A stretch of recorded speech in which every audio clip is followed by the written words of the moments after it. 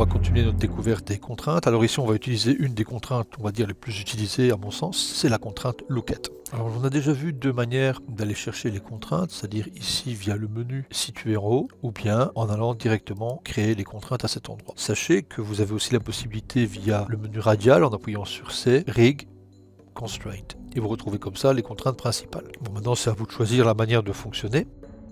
De toute manière, qui dit contrainte, dit que mon objet qui est ici, qui est la typote, ne peut pas être seul, il doit être contraint à quelque chose. Donc je vais créer un objet nul, donc tab nul. Je vais placer l'objet nul devant la typote, et nous pouvons remarquer l'axe X. D'ailleurs, cette typote a aussi son axe X orienté de la même manière que l'univers. Je vais dans Enable Constraint, je clique ici. La technique que nous avons vue consistait à créer d'abord un nœud de contrainte network qui était dans l'espace objet de l'objet concerné, mais nous pouvons tout à fait choisir la contrainte ici, aller choisir l'objet cible du Lookit, et je vais appuyer sur Enter une fois, Enter deux fois. Nous verrons pourquoi il faut cliquer sur Enter deux fois dans le cas de Lookit par la suite. On retrouve toujours les mêmes nœuds, c'est-à-dire le getWorkspace et le référent, qui dans ce cas-ci est l'objet nul. Nous remarquons que les orientations se mettent sur Z et que l'axe du dessus est Y. Bilan, la typote reste bien orientée vers le haut, mais sa rotation, c'est-à-dire le Lookit Axis, est orienté vers Z, que l'on peut remarquer ici, en bas de la vue.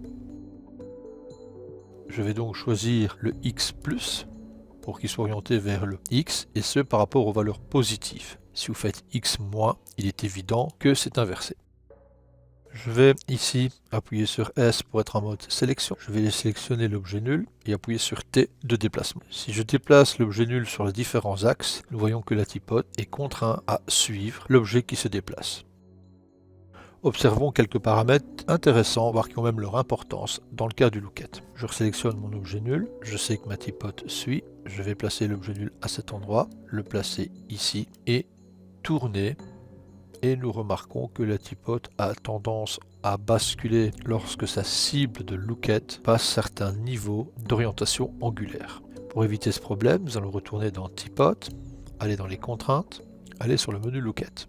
Je vais ici bloquer l'affichage des paramètres de contrainte, cliquer sur Select, sélectionner l'objet nul et faire T de translation. Le fait de bloquer l'affichage des paramètres, nous avons gardé ici l'affichage des contraintes relatifs à la typote. Le Lookup Mode est en mode Use Position et nous avons vu que nous avons comme ça un aspect perfectible de la rotation, en tout cas si ce n'est pas ça que vous désirez. Je vais changer le mode en Use Vector. À ce moment-là, le Lookup, c'est-à-dire le blocage de vecteur, est toujours sur Y. Y à 1, Z à 0, ainsi que le X qui est à 0. Je fais le même mouvement de la cible Lookit et nous remarquons que ma typote tourne toujours en étant contraint à regarder sur son X ma cible de Lookit et néanmoins elle est aussi contrainte à rester orientée vers le haut et ce sur l'axe Y. Vous avez en plus ici une option de twist qui permet de modifier les orientations et le balancement de l'objet contraint au Lookit. Je désactive le fait d'avoir figé les paramètres au niveau contraint de ma typote et comme ça il devient interactif par rapport à l'objet sélectionné. Dans ce cas-ci c'est mon objet nul, je vais mettre l'objet nul à cet endroit, je vais sélectionner ma typote et j'ai ici dans les contraintes Toggle Constraint qui en fait n'est rien d'autre que le fait de désactiver toutes ces contraintes. Je laisse activer les contraintes, je resélectionne l'objet nul. Je vais placer mon objet nul à cet endroit, je vais faire Shift T pour créer une clé au premier frame de la timeline.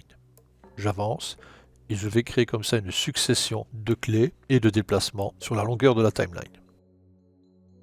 J'ai donc une animation de l'objet cible du Lookit. Je sélectionne la typote et je viens ici dans Bake Constraint. Vous pouvez remarquer que la contrainte a été désactivée. Bilan, tout ce qui est dans le Shop Network n'a aucune influence.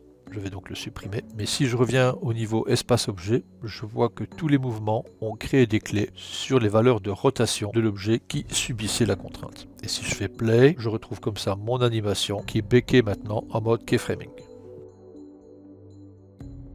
Petite astuce, il faut avouer que dans le cas du baking des contraintes, nous avons une clé toutes les frames et c'est un peu lourd à gérer. L'astuce consiste à resampler afin de réduire le nombre de clés. Donc on va faire Shift et cliquer sur le mot Rotate pour être directement dans le Curve Editor. On appuie sur H pour tout recadrer et CTRL A pour sélectionner toutes les clés. Alors il y a plusieurs techniques. Vous pouvez faire bouton de droite, aller dans Bake Keyframe of Selected Segment ou bien dans Edit, Bake Keyframe Selected Segment ou bien directement sur Rotation, Keyframe, Bake Keyframe. En fait, vous allez retrouver exactement le même menu. Vous allez cocher Refit Segment Enable. Vous avez ici une tolérance, c'est ça qu'il faut manipuler en fonction de votre mouvement et des variables de la courbe d'animation. Cliquez sur Accept et automatiquement les clés vont être nettoyées, ce qui est franchement beaucoup plus confortable pour l'animateur. Nous gardons comme ça l'essentiel de l'animation en réduisant les clés inutiles et ce de manière significative. Dans la prochaine vidéo, nous allons aller un peu plus loin avec la contrainte Look At.